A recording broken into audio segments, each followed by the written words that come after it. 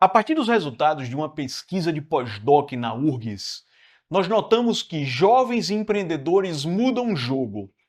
Pequenos negócios geram grande impacto, geram empregos, movimentam a economia local.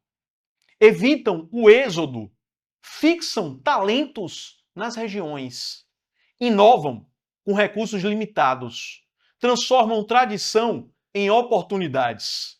Artesanato transforma-se em um e-commerce. Agricultura familiar encontra novos mercados. Turismo local ganha novo fôlego. Cada negócio bem-sucedido inspira outros. Cria-se um verdadeiro ecossistema empreendedor. No Brasil profundo, esses jovens não esperam o desenvolvimento chegar, eles os constroem, o negócio por negócio.